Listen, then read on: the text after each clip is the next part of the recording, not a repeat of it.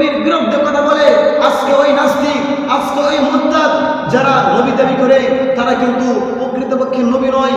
তারা হচ্ছে এই যুগের কাযযাব, তারা হচ্ছে এই যুগের কাযিবুন, তারা হচ্ছে এই যুগের শয়তান। ও সম্মানিত উপস্থিতি, আপনাদের খালি বলে দিতে চাই, নবী করিম সাল্লাল্লাহু আলাইহি সাল্লামের জামানায় এক নাস্তিক সে বলতেছে, ওগো আল্লাহর রাসূল, আমি আপনার কাছে ঈমান আনবো, এর মধ্যে একটা শর্ত আছে। আল্লাহ রাসূল সাল্লাল্লাহু আলাইহি সাল্লাম তখন বলল, কি শর্ত? ঠিক আছে তুমি বলো, তোমার শর্ত আমি মানবো। যদি মানার মতো হয় তাহলে আমি মানবো, আর যদি মানার মতো না হয় তাহলে আমি মানবো না।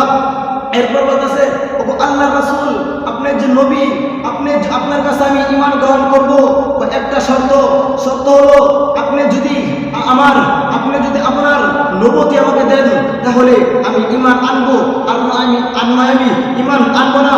এরপরে আল্লাহ রাসূল সাল্লাল্লাহু আলাইহি সাল্লাম বলতেছে, ও কাযযাব, এই দেখ আমার হাতের মধ্যে কি আছে। তখন ওই কাযযাব বলতেছে, এই দেখ আমার হাতের মধ্যে কি আছে। তখন বলতেছে আল্লাহ রাসূল, তখন বলতেছে, ও আল্লাহ রাসূল, আপনার হাতে একটা খেজুর ডাল আছে। আল্লাহ রাসূল সাল্লাল্লাহু আলাইহি সাল্লাম বলে, তুই যদি আমার কাছে ঈমান আনস তোকে আমি খেজুরের ডালও দিব না। ও সম্মানিত উপস্থিতি, নবী করিম সাল্লাল্লাহু আলাইহি সাল্লামের জামানার কিছু নাস্তিক ছিল, কিছু মুরতাদ ছিল, তারা নিজেকে নবী দাবি করত। কিন্তু আল্লাহ রাসূল সাল্লাল্লাহু আলাইহি সাল্লাম দুনিয়াতে যতদিন ছিল ততদিন কোন নাস্তিক, কোন মুরতাদ তারা নবী দাবি করতে পারে নাই।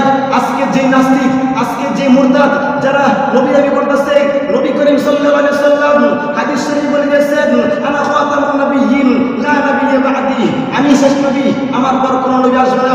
ও সম্মানিত উপস্থিতি, আমি প্রধানমন্ত্রী শেখ হাসিনাকে বলতে চাই, ও প্রধানমন্ত্রী শেখ হাসিনা, আপনি যদি নিজেকে মুসলমান দাবি করেন তাহলে এই বাংলার জমিন থেকে ওই কাজিয়ানী নামক ওই ফিতনা এই বাংলার জমিন থেকে দূর করতে হবে। আমি আরো প্রধানমন্ত্রী শেখ হাসিনাকে বলতে চাই, আপনি কিন্তু 5 ওয়াক্ত নামাজ পড়েন, আপনি কিন্তু 5 ওয়াক্ত নামাজ পড়েন, 1 ওয়াক্ত নামাজ মিস দেন না। আজকে আপনি কেন কাজিয়ানীদেরকে কাফের বলে স্বীকার করেন না? আপনার কাছে আমার একটা আবদার।